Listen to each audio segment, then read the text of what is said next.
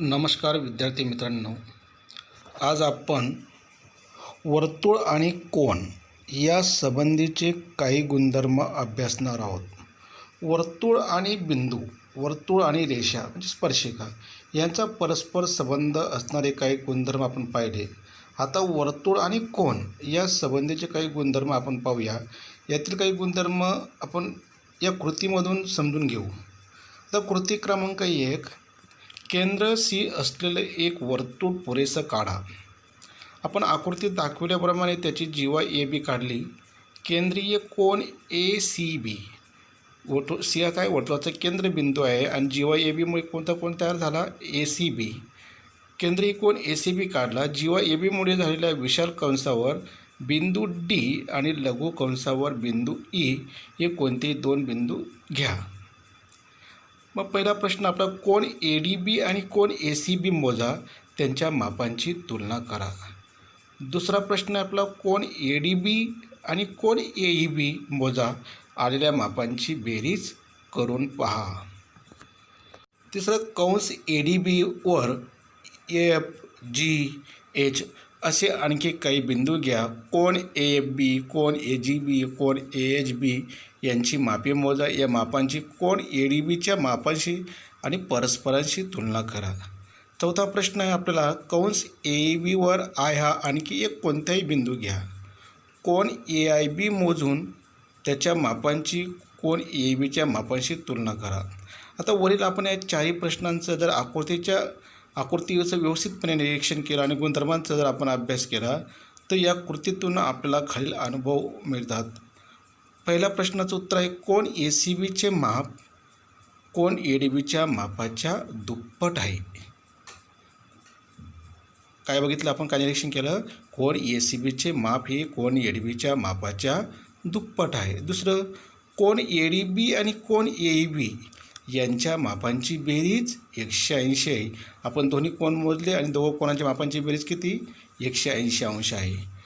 तिसरं, कोन A H B, कोन ए डी बी, कोन ए एफ बी, कोन ए जी बी या सर्वांची मापे काय आहेत, समान आहेत. आणि चौथं, कोन ए ई बी आणि कोन ए आय बी यांची मापे समान आहेत. मापे कशी आहेत, दोघांची समान आहेत. आता आपण नववीमध्ये आंतरलेखित कोन आणि आंतरखंडित कंस या भौमितिक संकल्पना आपण चांगल्या प्रकारे समजून घेतलेल्या आहेत. आता आपण त्यावर काही प्रमेय आणि त्या प्रमेयावर आधारित आपण उदाहरण सोडवणार आहोत. तर आपल्या पाठ्यपुस्तकातील आकृती क्रमांक 3.42चे व्यवस्थितपणे निरीक्षण करा.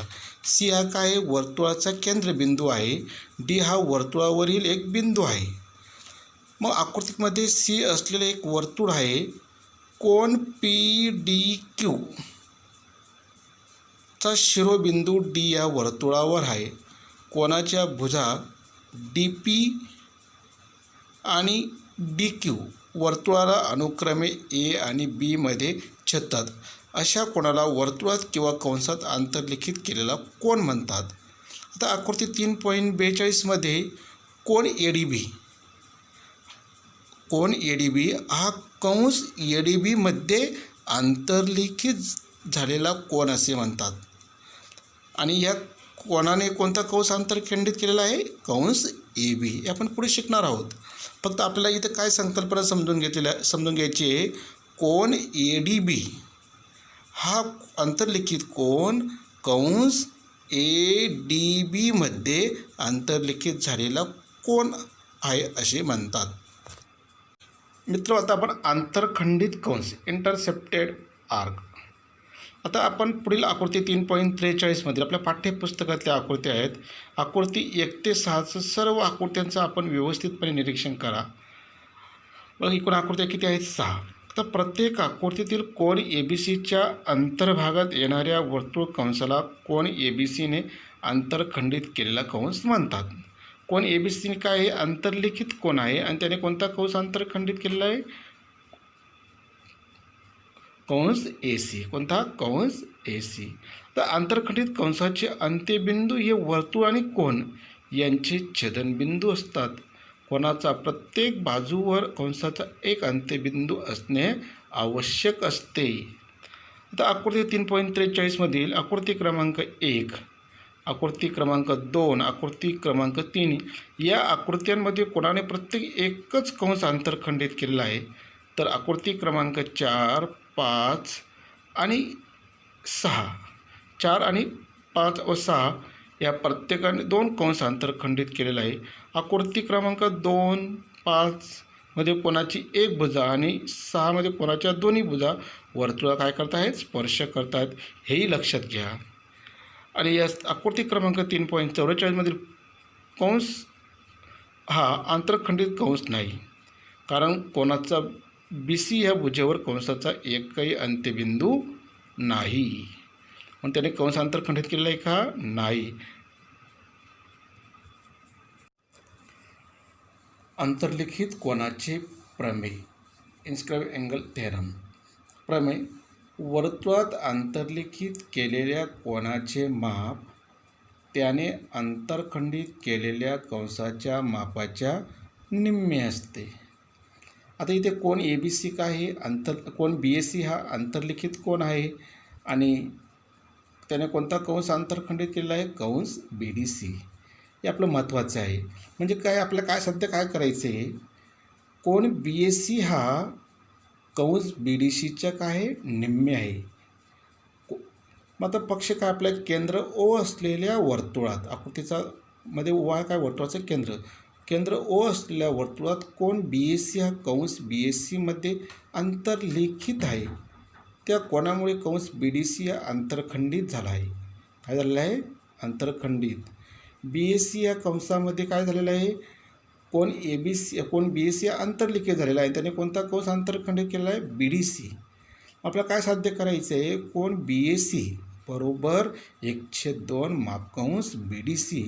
म्हणजे कोन BACचं माप हे मापकंस BDCच्या निम्मे असते, आपल्याला सिद्ध करायचं आहे.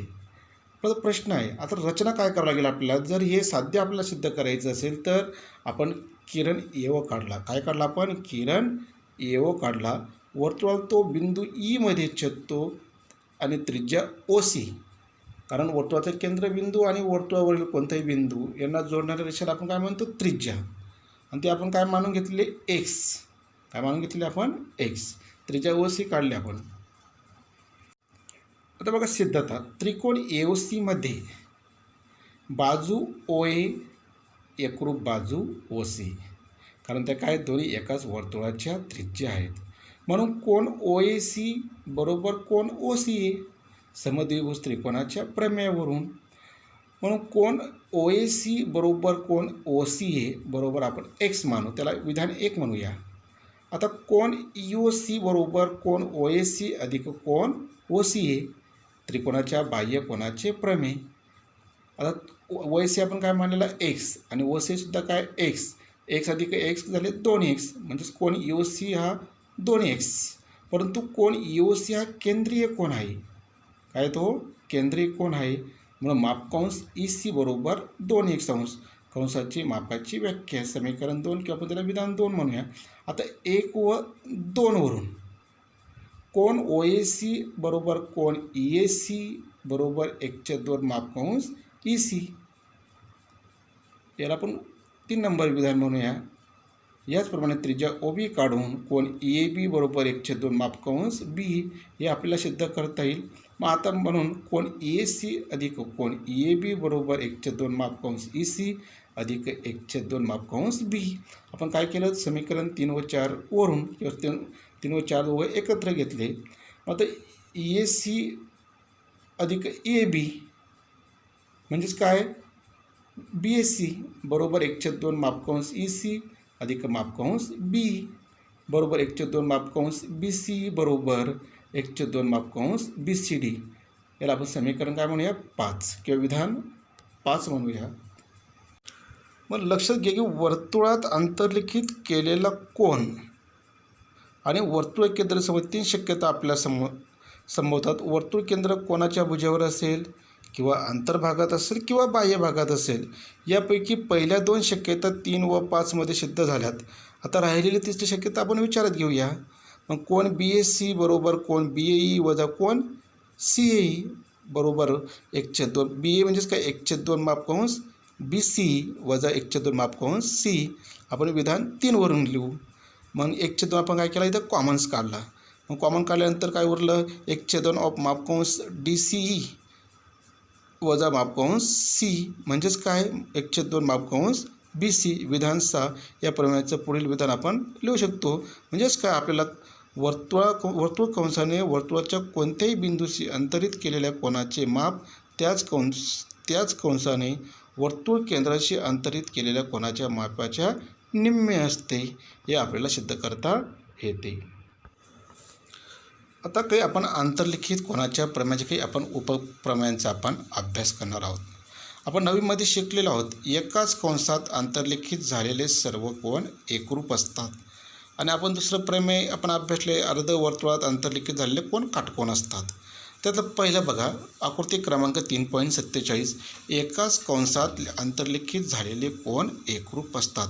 आता आकृती क्रमांक 3.47 आपल्या पाठ्यपुस्तकातली आकृती आहे च्या आधारे पक्ष आणि आपण साध्यच याचा विचार करूया. पहिला प्रश्न काय दिला आपल्याला कोन पी क्यू आरने कोणता कंस आंतरखंडित केलेला आहे. बघा कोन पी क्यू आरचं व्यवस्थितपणे आपण निरीक्षण केलं तर त्याने कोणता कंस आंतरखंडित केलेला आहे पी टी आर. दुसरा प्रश्न आहे कंस पी एस आरने कोणता कंस आंतरखंडित केला आहे. आणि तिसरं आहे आंतरलिखित कोनाचे माप आणि त्याने आंतरखंडित केलेल्या कंसाचे माप यातील संबंध कसा असतो. आता आपण याचं उदाहरण अभ्यास करूया. बघ पक्ष शी केंद्र असलेल्या वर्तुळात कोन पी क्यू आर व कोन पी एस आर हे दोन कंस कोणता कंस पी टी आर आंतरखंडित करतात. आपल्याला सध्या काय करायचं आहे कोन पी क्यू आर एकरूप कोन पी एस आर हे दोन कोन काय आपल्याला एकरूप दाखवायचे आहेत. मग सिद्धता कोन पी क्यू आर व कोन पी एस आर हे कंस पी टी आर हा एकच कंस आंतरखंडित करतात. कशावरून आंतरलिखित कोनाच्या प्रमेयावरून. बघा कोन पी क्यू आर बरोबर 1/2 मापकंस पी टी आर समीकरण 1 व तसेच कोन पी एस आर बरोबर 1/2 मापकंस पी टी आर म्हणजे कोन पी क्यू आर व कोन पी एस आर या दोन्ही कोनांनी कोणता कंस आंतरखंडित केलेला आहे कंस पी टी आर कारण कंस पी टी आरच्या निम्मे दोन्ही कोन आहेत. म्हणून 1 व 2 वरून कोन पी क्यू आर बरोबर कोन पी एस आर म्हणून कोन पी क्यू आर एकरूप कोन पी एस आर हे आपल्याला सिद्ध करता येईल. आता आपलं दुसरं उपप्रमेय अर्धवर्तुळातील आंतरलिखित झालेला कोन काटकोन असतो. आता इथे बघा सोबतच्या आकृतीमध्ये पक्ष अर्धवर्तुळ ए बी सीमध्ये बी हा काय वर्तुळावरील बिंदू आहे आणि ए सी काय हा वर्तुळाचा काय व्यास आहे. एम हा काय वर्तुळाचा केंद्रबिंदू आहे. अर्धवर्तुळ ए बी सीमध्ये कोन ए बी सी हा आंतरलिखित झालेला कोन आहे. ए बी सी हा आंतरलिखित झालेला आहे. साध्य काय करायचं आपल्याला कोन ए बी सी बरोबर 90 कारण आपण काय अर्धवर्तुळातील आंतरलिखित झालेला कोन हा काटकोन असतो. काय असतो काटकोन असतो हे आपल्याला साध्य दिलेलं आहे आणि ते आपल्याला सिद्ध करायचं आहे. मग सिद्धता अर्धवर्तुळ ए बी सीमध्ये कोन ए बी सी हा आंतरलिखित झालेला कोन आहे. आता कोन ए बी सी हा कंस ए एक्स सीमध्ये कोन ए बी सी हा कंस ए एक्स सी हा कंस आंतरखंडित करतो. म्हणून आंतरलिखित कोनाच्या प्रमेयावरून आपण कसं मांडणार ते कोन ए बी सी बरोबर 1/2 मापकंस ए एक्स सी कारण मापकंस ए एक्स सीच्या निम्मे काय कोन ए बी सी आहे. परंतु मापकंस ए एक्स सी बरोबर 180 कारण मापकंस ए एक्स सी किती आहे 180 पूर्ण वर्तुळाचं माप किती असतं 360 अंश आणि एक्स सी हा अर्धवर्तुळ आहे म्हणून त्याचं माप किती येणार 180 अंश. मग कोन ए बी सी बरोबर 1/2 गुणिले 180 मग 180ला जर आपण 2ने भाग दिला तर किती उरणार 90 म्हणून कोन ए बी सी बरोबर 90 अंश म्हणून कोन ए बी सी हा काटकोन आहे. अशा प्रकारे आपण अर्धवर्तुळातील आंतरलिखित झालेला कोन हा काटकोन असतो हे आपण आकृतीच्या सहाय्याने आपण सिद्ध करू. मित्र आपण आता एका उदाहरणाचा अभ्यास करूया. आपण जे काही प्रमेय अभ्यासले काही गुणधर्म अभ्यासले काही उपप्रमेय अभ्यासले त्याच्यावर आज आपण एक उदाहरण सोडूया. आता बघा आकृती क्रमांक 3.51चं निरीक्षण करा. आकृती 3.51मध्ये जीवा एल एम एकरूप जीवा एल एन हे दोन्ही जेव्हा काय आहेत एकरूप दिलेले आहेत. कोण एल दिलेला आपल्याला 35 अंश आणि त्याने आपल्याला प्रश्न विचारलेला आहे मापकंस एम एन बरोबर किती आणि मापकंस एल एन बरोबर किती, असे दोन प्रश्न आपल्याला विचारलेले आहेत. मग आपण उत्तर काढूया. आता आपल्याला माहीत आहे कोण एम एल एन हा काय आंतरलिखित कोण आहे आणि त्याने कोणता कंस आंतरखंडित केलेला आहे एम एन, म्हणजे कोण एम एल एनच्या दुप्पट काय ना कंस एम एन येणार आहे आपल्याला माहीत आहे. मग कोण एल बरोबर 1/2 मापकंस एम एन आंतरलिखित कोणाच्या प्रमेयावरून कोण एल किती दिलेला आपल्याला 35 अंश. मग 35 बरोबर 1/2 मापकंस एम एन.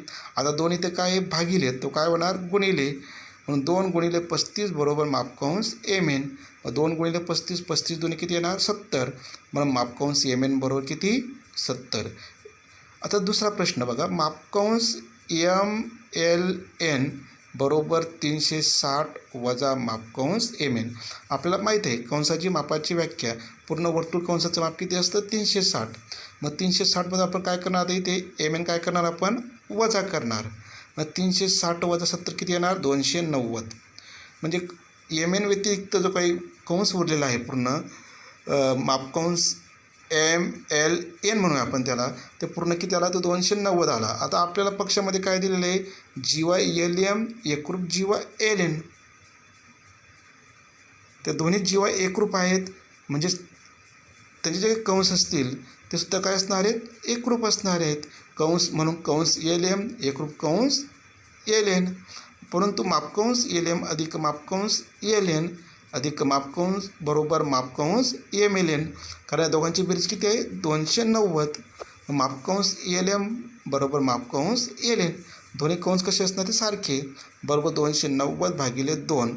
मग 290 भागिले 2 म्हणजेच किती 145 अंश, किंवा जी वाय एल एम एकरूप जी वाय एल एन, म्हणजे त्या दोन्ही जी वाय एकरूप आहेत म्हणून ते कोणसुद्धा काय आहेत समद्विभुज त्रिकोणाच्या प्रमेयावरून कोण एम बरोबर कोण एन. मग कोण एम बरोबर किती 2 कोण एम बरोबर 180 वजा 35 म्हणजे 145 आपल्याला सांगता येईल. म्हणून कोण एम बरोबर 145 भागिले 2, म्हणून कोण एम बरोबर बेसाती 14, म्हणजे मापकंस एल एम बरोबर 2 गुणिले कोण ए एम म्हणजेच 2 गुणिले 145 भागिले 2 म्हणजेच किती येणार तो 145, म्हणून मापकंस एल एम किती आला 145. आता चक्री चौकोन म्हणजे काय. चक्री आपण ज्या चौकोनाचे चारही शिरोबिंदू एकाच वर्तुळावर असतील तर त्या चौकोनाला काय म्हणतात चक्रीय चौकोन असे म्हणतात. आता आपल्याला मागच्या वर्षी आपण चक्री चौकोनाचे प्रमेय आपण अभ्यासले 9वीमध्ये, परंतु यावर्षीसुद्धा आपल्या चक्री चौकोनाचं प्रमेय आहे, त्याचं उपप्रमेय आहे व त्यावर आधारित आपल्या उदाहरणे विचारल्या जातात. आणि परीक्षेमध्ये चक्री चौकोनावर आधारित कृतीयुक्त प्रश्नावर आपल्याला प्रमेय विचारलं जातं किंवा त्यावर आधारित आपल्याला उदाहरण सोडवायला विचारलं जातं. म्हणून विद्यार्थ्यांनी जास्तीत जास्त मित्रांनो तुम्ही जास्तीत जास्त चक्री चौकोनाचं प्रमेयचं व्यवस्थितपणे अभ्यास करा. अतिशय सोपं प्रमेय आहे ते. मग प्रमेय काय आपलं चक्री चौकोनाचे सम्मुख कोन परस्परांचे पूरक कोन असतात. आपल्याला आकृती दिलेली आहे बघा, आकृतीमध्ये आकृती क्रमांक 3.49 तुम्ही व्यवस्थितपणे निरीक्षण करा. आपल्याला रिकाम्या जागांच्या स्वरूपात दिलेला आहे तो प्रश्न. पक्ष चौकोन डॅश डॅश हा चक्री चौकोन आहे. साध्यामध्ये आपल्याला दिलेलं आहे कोन बी आणि कोन डी, कोन बी अधिक कोन डी बरोबर 180 अंश आणि कोन ए अधिक कोन सी बरोबर 180. मग आपल्याला सिद्ध करायची आहे. आपल्याला काही रिकाम्या जागा दिलेल्या आहेत बघा. कोन ए डी सी बरोबर 1/2 त्याने कोणता कंस आता ए डी सीने कोणता अंतरखंडित केलेला आहे ए बी सी, आपण त्याला 1 नंबर म्हणूया. तसेच कोन ए बी सीने कोणता कंस अंतरखंडित केलेला आहे ए डी सी, म्हणून कोन ए बी सी बरोबर 1/2 मापकंस ए डी सी, याला आपण विधान 1 व 2 म्हणूया. मग कोन ए डी सी अधिक कोन बी डी सी बरोबर 1/2 मापकंस बी डी सी अधिक 1/2 मापकंस ए डी सी 1 व 2 वरून, म्हणून बरोबर 1/2 मापकंस बी डी सी अधिक मापकंस ए डी सी. मग आता या दोन्ही कंसांची बेरीज किती येणार 360. मग 1/2 गुणिले 360 म्हणजेच किती येणार 180 अंश. त्याचप्रमाणे कोन ए अधिक कोन सी बरोबर 180 आपल्याला सिद्ध करता येईल. मित्रांनो, तुम्हाला अभ्यासासाठी बघा, आपण जे प्रमेय अभ्यासलं, कृतीयुक्त प्रमेय अभ्यासलं, तर थोडक्यात बघा, पक्षमध्ये चौकोन ABCD हा चक्रीय आहे. साध्य काय आहे? कोन बी अधिक कोन डी बरोबर 180 अंश. मग कोन ए अधिक कोन सी बरोबर 180 अंश. सिद्धता कोन ADC हा आंतरलिखित कोन असून त्याने कंस ABC हा काय केलेला आहे? आंतरखंडित केलेला आहे. मग आता कल्याण आपण कोन ADC बरोबर 1/2 मापकंस ABC हे पहिलं विधान. तसेच कोन ABC हा आंतरलिखित कोन असून त्याने कंस ADC हा आंतरखंडित केला आहे. म्हणून कोन ABC बरोबर 1/2 मापकंस ADC. आपण याला काय म्हणूया? विधान क्रमांक 2. आता कोन ADC अधिक कोन ABC बरोबर 1/2 मापकंस ABC अधिक 1/2 मापकंस ADC. आपण कशावरून दिलं आहे? विधान 1 व 2 वरून. मग 1/2 आपण काय करूया? कॉमन काढूया. 1/2 कंसात मापकंस ABC अधिक मापकंस ADC. आता मापकंस ABC अधिक मापकंस ADC म्हणजेच काय? 360 अंश बरोबर 1/2 गुणिले 360. मग 360च्या निम्मे किती येणार? 180. कारण आपण 360ला काय केलं? आपण 2ने भाग दिलेला आहे. म्हणून कोन ए अधिक कोन सी बरोबर 180 अंश आपल्याला सिद्ध करता येईल. कारण मापकोन डी आणि मापकोन बी किती आला? 180. मग त्याचप्रमाणे कोन ए आणि कोन सी सुद्धा किती येणार? 180 येईल. आपल्याला हे सिद्धतेद्वारे सिद्ध करता येईल. मित्रांनो, वरील प्रमेय आपण थोडे वेगळ्या प्रकारे सुद्धा आपण सिद्ध करू शकतो. बघा, चक्री चौकोन कोन ए अधिक कोन बी अधिक कोन सी अधिक कोन डी बरोबर 360 अंश. कारण आपल्याला चौकोनाच्या 4 कोनाच्या मापांची बेरीज 360 अंश असते. हा गुणधर्म आपल्याला माहीत आहे. मग आता इथे कोन ए आणि कोन सी किती आहे? अधिक कोन बी आणि कोन डी सम्मुख कोन आहेत आणि या चारही कोणांची बेरीज किती? 360. कोन ए आणि कोन सी आपल्याला जर काढायचं असेल, दोघांची बेरीज काढायची असेल आणि बी आणि डीचं माप आपल्याला माहीत किती आहे? 180 बरोबर 360. म्हणून कोन ए अधिक कोन सी 360 वजा 180. म्हणून कोन ए अधिक कोन सी बरोबर किती येणार? 180. आपल्याला याप्रमाणे सुद्धा आपल्याला सिद्ध करता येत. आता आपण चक्री चौकोनाच्या प्रमेयाचं उपप्रमेय आपण अभ्यासणार आहोत. प्रमेय चक्री चौकोनाचा बाह्य कोन हा त्याच्या संलग्न कोनाच्या सम्मुख कोनाशी एकरूप असतो. आता बघा, आकृती बघा. पक्ष चौकोन ABCD हा चक्री चौकोनाचा कोन BCE. BC हा काय? त्या बाह्य कोन आहे. आपल्याला काय साध्य करायचं आहे? कोन BCE एकरूप कोन BED. चक्री चौकोनाचा बाह्य कोन आणि त्याचा सम्मुख कोन काय असतात? ते एकरूप असतात. मग सिद्धता कोन BCE अधिक कोन BCD बरोबर 180 अंश. कारण दोन्ही काय? ते रेषी जोडीतील कोन आहेत. त्याला आपण 1 नंबर म्हणूया. तसंच कोन BAD अधिक कोन BCD बरोबर 180 अंश.